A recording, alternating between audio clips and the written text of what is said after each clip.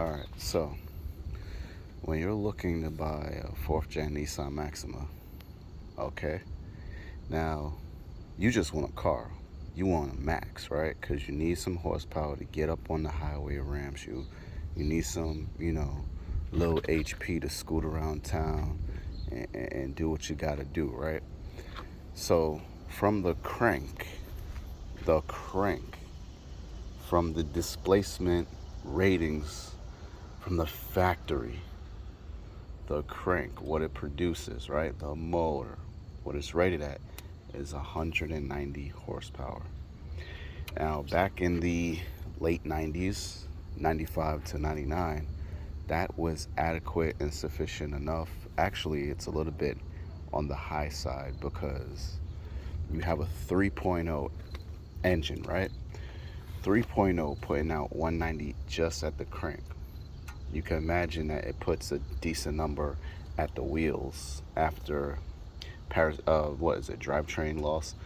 So let's say a good number on a dyno with a clean engine, which doesn't have a lot of miles on it, which is carefully maintained, oil changes regularly. Let's say you're putting down, like, let me see, 190 minus like 12 to 15% of that power.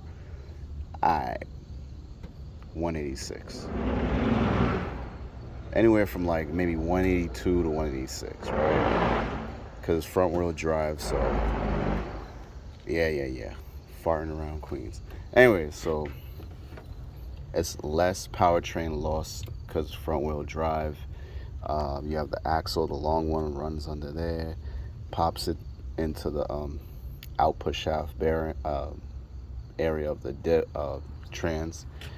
It goes directly into the trans. There is no other differential that it connects to and then connects to the transmission. Output right into the output shaft. And then this is most Nissan Maximas are open differential, open diff. It'll power one wheel. It starts to experience slip, it'll send power to the opposite wheel. So when it's snowing outside, it'll turn one freaking wheel, and then when it starts slipping and spinning about, it'll send power to the other side. If you get LSD Maxima, which would be the Canadian version of this car, the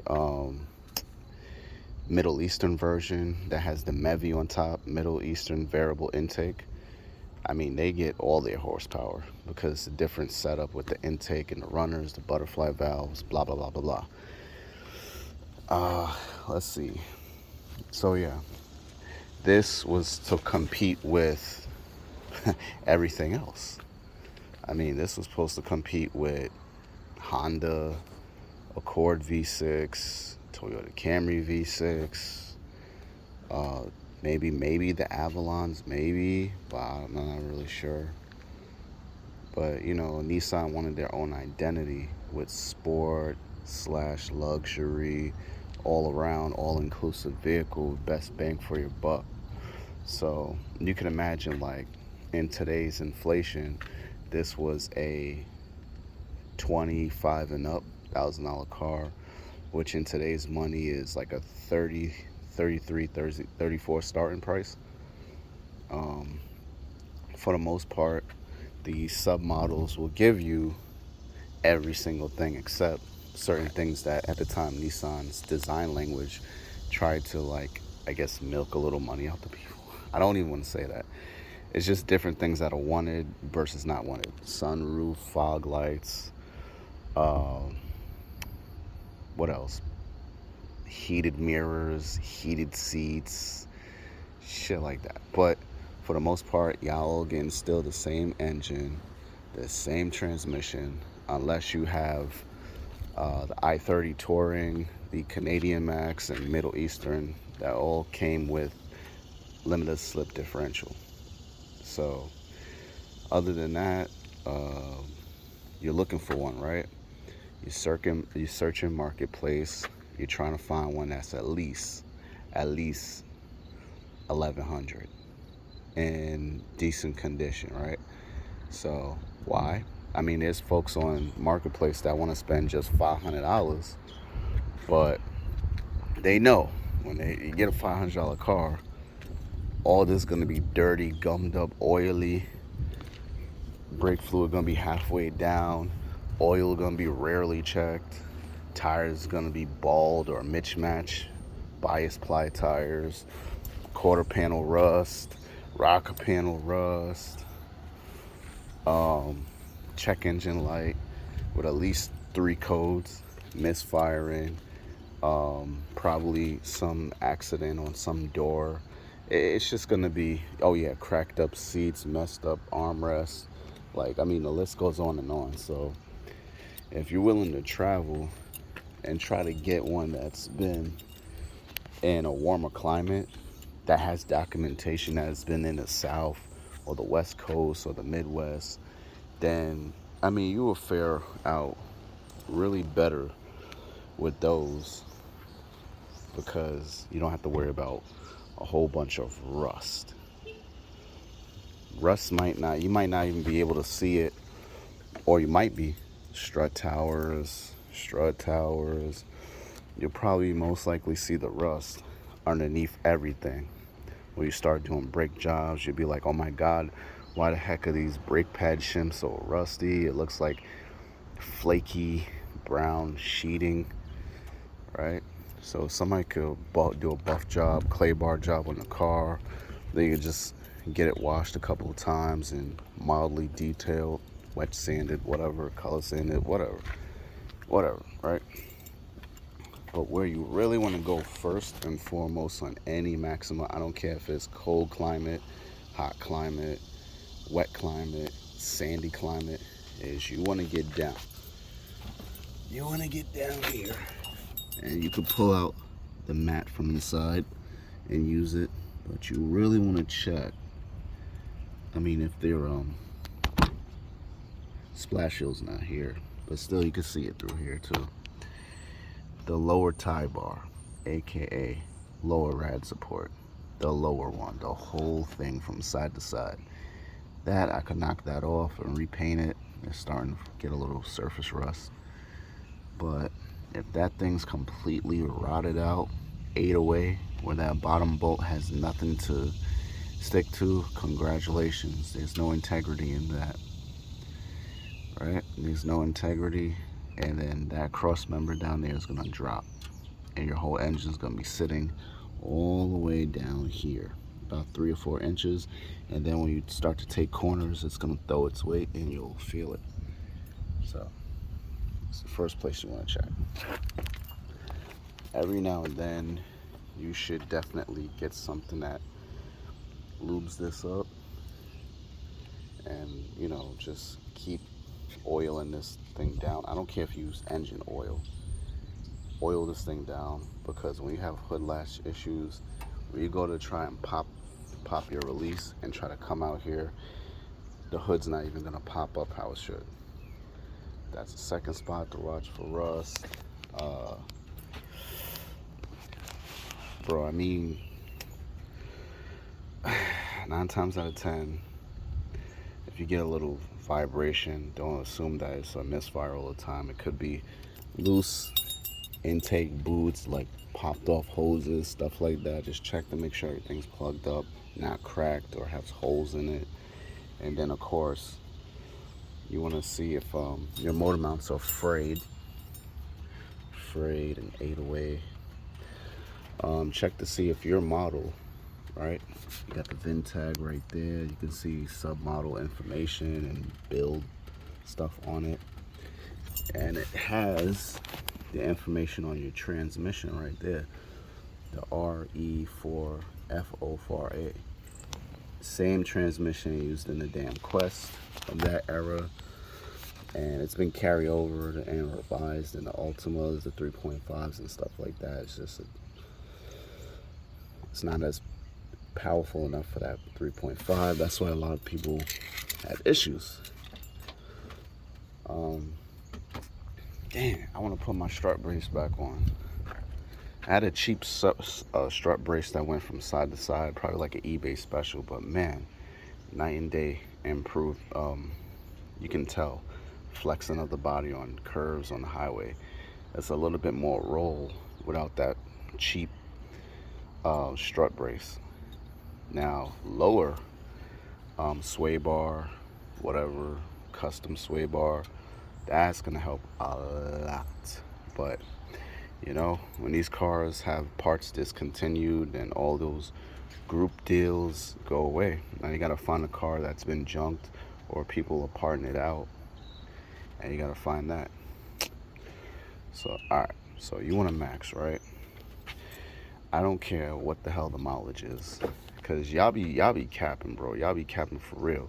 Y'all be finding these Maximas from these auctions and in a barn find and stuff like that, or been flooded, and y'all be like, oh, well the odometer says it got like 80,000 miles, so I should really get like 4 grand for it, at least 4 grand. But you don't even know if that odometer has been swapped out. You don't even know if that odometer has been stopped working for like the last year or so. You don't know nothing. So I don't care what the previous owner told you. You don't know that. You didn't drive it while they was driving it. So stay away from those too good to be true deals. They want like 10 grand for a max that says like, oh, it only got like 60 something thousand miles. Listen, these cars are made to be driven. If you got a car that damn near 20 years old and it got under 100,000 miles, something is up with that. Why it wasn't driven? If they can really prove to you that that car was sitting for a while, which is still not good for the motor, it's been dry, it's been probably having rodents coming and eating up wires, stuff like that. So I wouldn't even trust that. I would look for a max that has in the 120s, 120,000 miles, 130, 140, stuff like that, because we already know they can go over 200,000 miles. So I would definitely look for even 90 to 100,000 miles, because I'm not trying to get got for no 5 or 6 grand on a 20-year-old car that probably has been sitting out in the desert, sitting out in the barn yard, dry as a bone, no oil going through there. If a car was sitting for a couple of years, you think they're gonna sit there and put some fogging oil in the cylinder walls? Hell no. And then when you start it up, all that fucking friction, bro, chill. Find a car that's either regularly driven, has previous service to it that can be verified, and you do your thing. Pop out all the spark plugs, look at them, um, get you a little cheap engine scanner, and then check for codes. Um, look for oil leaks. Oil leaks. Cam sensor up top in the timing cover. Cam sensor O-ring that leaks. Crank sensor down there. I don't get no damn O-ring. I don't think. Valve cover gaskets. You'll know because they like to drip right down here and go down there and kill your alternator by design. It doesn't matter. You change the alternator and you don't fix the oil leak, what do you think is going to happen again?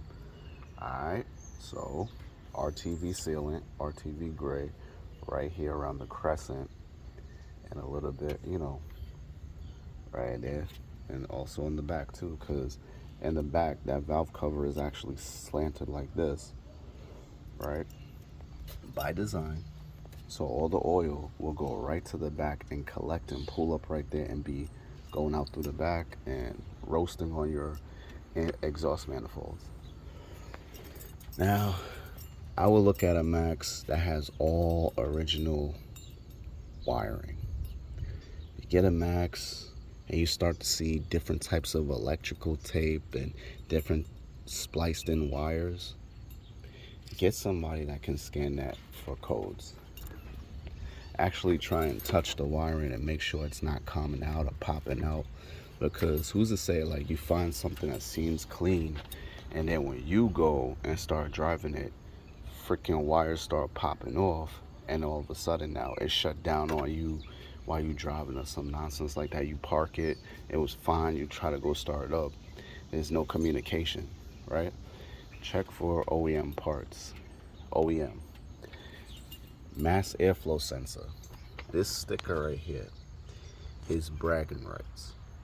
Made in Japan. Unisa Jex Corporation. Alright? That's a bragging rights right there. That's OEM. That's a Japan part. That's not aftermarket. That's not made somewhere and shipped here. Well, it was made with the car and shipped here when they was making this car in Japan. So that sensor alone, you're talking $200 to $300. This little thing, the whole thing. All right. So if you already got a Max, what you want to do is go to these part outs. You know, you just got paid. Go to these part outs and search for an extra MAF. Just get it. If the person don't want to sell you the MAF without selling the whole intake, all right, tell them like this. I don't need well, this tends to crack, so be like, I don't need the resonator box, I don't need the piping, I don't need the box itself. I just need the MAF. So if you're willing to part with the MAF and you want to give me the rest of the stuff, like just add on like an extra like $15. That's it. This alone, used, can run you like $80 starting. If somebody give you a crackhead price, they'd be like, yo, $50. But I know somebody that parted out, bought legit Maximas off of people, parted out parts over the years, got some money, crushed them, had sent away the shell to be crushed, and his storage unit has at least 3 or 4 MAFs. And no lie, it's gone in like a couple of months because you got people in Queens, Brooklyn, Staten Island coming for an OEM part. Now, he might be like, listen, I'm firm on 80 and that's all I can do for you. But, you know, at least it's verified working. He will put that MAF on his car and make sure and drive it for a while and make sure that that actually works before he sells it to you. So if you got somebody that got parts already taken off a car that's in a shed or something like that, how can you tell that that actually good and they not take your money and run with it unless you put it on a car and run it and say, hey, that's working. I already explained TPS sensor. If that goes bad, it'll make you think that your transmission is shifting hard. It winds out first gear and then shutters right into second. Check that first before you mess with your trans. This part back here, I don't know what to call it. This switch right here on the firewall. Well, strut child. Engine lag when off the line throttle. Change that. Guarantee you 9-day difference. Of course, boost map sensor. I think I got another one of these. I just never bumped into it. But yeah, if you got money for extra parts, listen, get whatever you can. Get some ignition coils front and back, even if it's just one here, one there. Get a MAF, get the accordion boot. Fuck it. I mean, if they want to give you shit for free, take the freaking brake master cylinder. So when you start having braking problems, you can rule that out. You already have one there.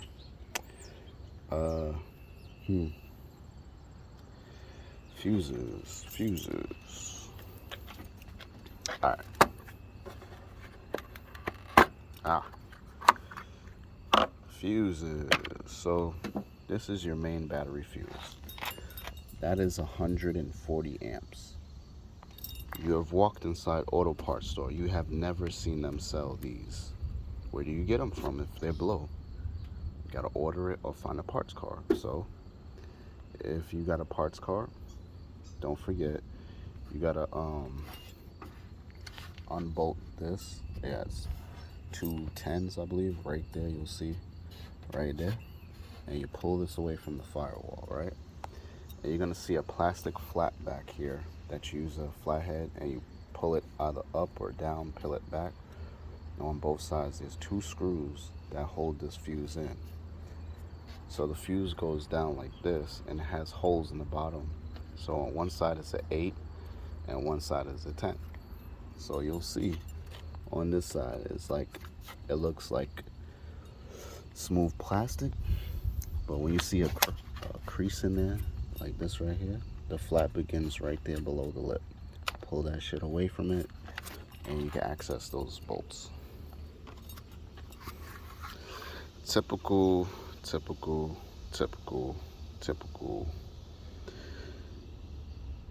Oh, so what happened to me one time is, right, when I had the parts car, so I had 2 Maximas at one time. Dark green 96 GXE and this black 96 GLE. So I took the working, brand new refurb, whatever, alternator off the other one, and I wanted to put it in here because I did the valve covers, I cleaned the EGR, I was starting to put this car on the road, right? Because the other one had a water pump issue and I didn't feel like dealing with it. So I just wanted to make some money and park that one out. Now, always disconnect everything. I don't give a fuck if it's ground or power or both. I used a ratchet to take off something, and it touched like maybe a casing or whatever, and I heard something go. It blew the fuse for the alternator. As a fail-safe, the 7.5 alternator switch or whatever, alternator power, it blew that fuse. So when I put this back in, when I put the new alternator in, it still had a battery and a brake light on. And I didn't think about it. I was like, oh shoot, I blew a fuse. So I changed that and it went away.